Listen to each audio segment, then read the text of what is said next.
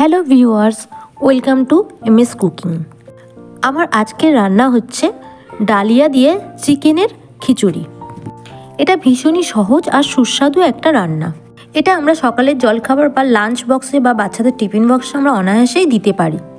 আপনারা যারা weight loss করতে চাইছেন বা দুপুরে ভাত খেতে না চাইছেন, অবশ্যই এই ডালিয়ার খিচুড়িটা বানিয়ে খেতে পারেন। তো এই রান্নাটি একেবারে অসাধারণ হয়। তো দেখে নেওয়া যাক আজকের রান্নাটা। তো প্রথমে আমি 1 কাপ ডালিয়া নিয়েছি আর 1 কাপ ডাল নিয়েছি। যতটা ডালিয়া নেব ততটাই ডাল নেব। ডাল একটু বেশি নিলে আরও একটু সুন্দর লাগে। তো আমি এই ডালিয়ার ডাল একসঙ্গে মিশিয়ে নিয়েছি আর ভালো করে হাত দিয়ে ধুয়ে ফেলবো।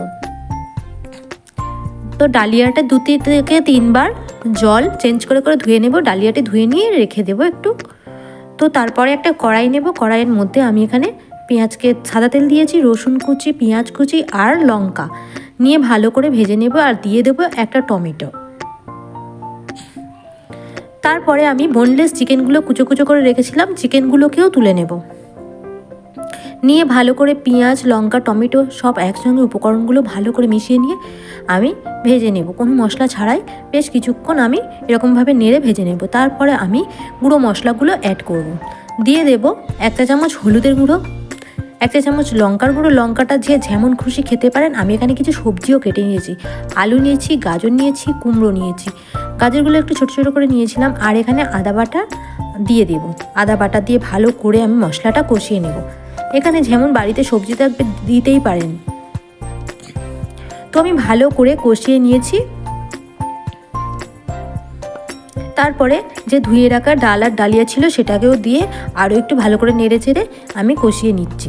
তারপরে আমি গরম জল ছিল, গরম জল করে নিয়েছিলাম আগে, সেটাকে ঢেলে দিয়ে যে একটু এবারে ঢাকা দিয়ে দিয়ে কিছুক্ষণ করে আমি রান্না করব। তো এই রান্নাটি খুবই হেলদি একটা রান্না। ঢেকে রেখে দেবো কিছুক্ষণ। ঢাকনা খুলে দিয়েছি।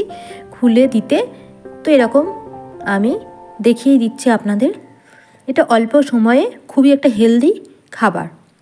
ডিনারে, লাঞ্চে বা বাচ্চাদের স্কুলের টিফিন বক্সে, অফিসে লাঞ্চে অবশ্যই দিতে পারেন। তো আমি একটু গরম মশলা মিশিয়ে নিচ্ছি আর একটু নুন দিয়ে দিলাম। ঝালটা যে যেমন পরিমাণ খেতে চাইবেন তেমন পরিমাণই দেবেন। ঝালটা বাচ্চারা খেতে চাইলে কম দেবেন, আপনাদের যেমন পছন্দ তেমনভাবেই ঝালটা অবশ্যই দেবেন। তো এই রান্নাটি ভালো লাগলে অবশ্যই নতুন বন্ধুদেরকে বলছি চ্যানেলটিকে সাবস্ক্রাইব করার অনুরোধ রইল। আর আগে থেকে যারাই আছেন আমার সঙ্গে তাদেরকে কমেন্টস করে তারা অবশ্যই জানাবেন আমার রান্নাগুলো কেমন লাগছে আপনাদের। আমি এটা যখন হয়ে এসেছে তখন আমি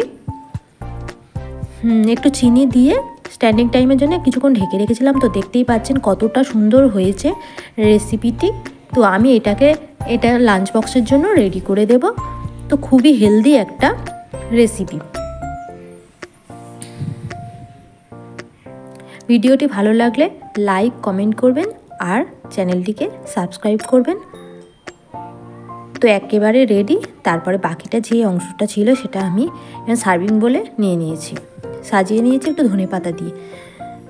তো আপনারা সবাই ভালো থাকবেন, সুস্থ থাকবেন আর সকলকে ভালো রাখবেন। আর রান্না কেমন হচ্ছে অবশ্যই জানাতে ভুলবেন না।